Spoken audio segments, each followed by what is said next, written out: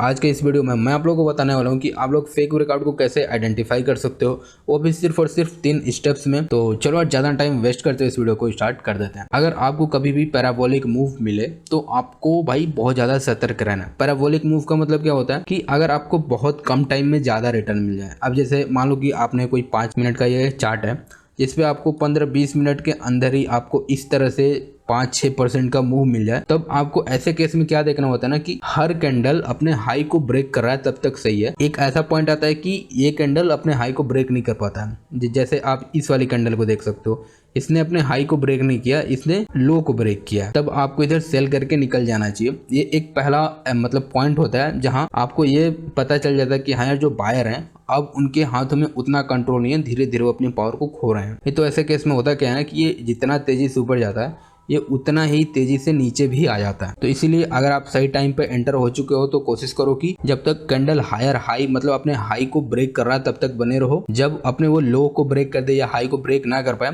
तब आपको उसमें से एग्जिट कर जाना है। तो आप इस तरह से फेक ब्रेकआउट से बच सकते हो। और जो दूसरा पॉइंट है जो आपको हमेशा ध्यान में रखना है कि आपको ऑलवेज वेट करना है तब तक कि हमें एक क्लोजिंग का कंफर्मेशन ना मिल जाए। क्लोजिंग का कंफर्मेशन क्या होता है कि अब जैसे ये देखो, एक ग्रीन कैंडल बना, 2 ग्रीन कैंडल बना और ये मान लो 5 मिनट का टाइम फ्रेम है। तो ये जो रेड कलर की कैंडल है ना, इसने यहाँ पर देख रहे हो ये एक विक आपको दिख रहा है जो ट्रेंड लाइन के ऊपर गया। इसका मतलब कि जब ये विक बना होगा तो एक ग्रीन कैंडल होगा। तो लोगों को लगा हो कि भाई 2 ग्रीन कैंडल पहले ही बना है और ये हमें ब्रेकआउट दे रहा है। तो बहुत सारे लोग इसमें एंटर किए होंगे और उसके बाद ये कैंडल इस तरह से नीचे आ गया, उनका लॉस हो गया। और वही चीज सेम यहाँ हुआ है कि एक पहले बड़ा सा ग्रीन कैंडल फिर एक छोटा सा विक। इसका मतलब कि लोगों को फिर लगा हो कि भाई बड़े कैंडल के साथ हमें ब्रेकआउट मिलने वाला है। फिर लोग एंटर हुए होंगे और फिर उनका लॉस हो गया होगा। फिर से वही चीज की एक ग्रीन कैंडल और दूसरे ग्रीन कैंडल में इसने ब्रेक कर दिया। तो लोगों को लगा कि भाई एक बार फेल हो चुका है, 2 बार हो चुका है, इस बार तो हमें पक्का प्रॉफिट ही होगा। तो जो लोग यहाँ भी एंटर किए होंगे उनका भी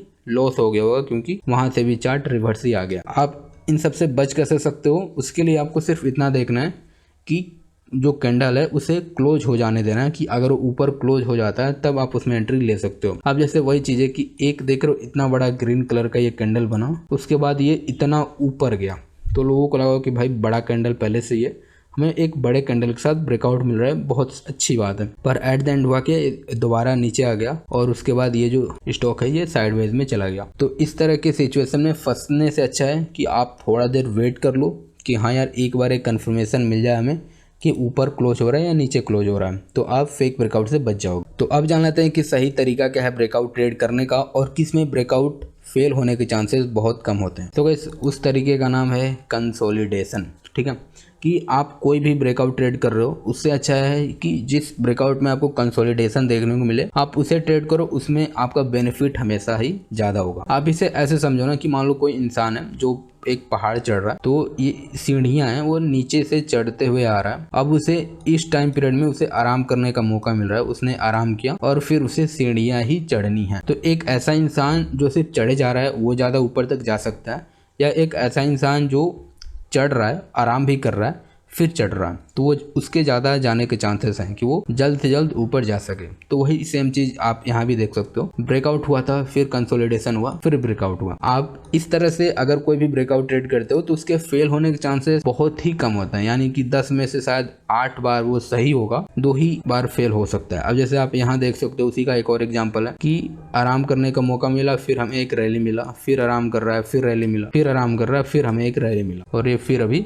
वही आराम करने का इसका पीरियड चल रहा है। तो आप इस तरह से देख सकते हो कि अगर आप कोई भी कंसोलिडेशन के बाद ब्रेकआउट ट्रेड करते हो तो उसके सक्सेसफुल होने के चांसेस बहुत ज्यादा बढ़ जाते हैं। अगर आपको ये जानना है कि इंट्राडे ट्रेड करने के लिए प्राइस एक्शन का सबसे बेस्ट स्ट्रेटेजी क्या हो सकता है, तो ये जो वीडियो आपकी स्क्रीन पे आ रही है आप इसे देख सकते हो। तो चलो फिर मिलते हैं किसी और एक वीडियो में, तब तक के लिए बाय बाय।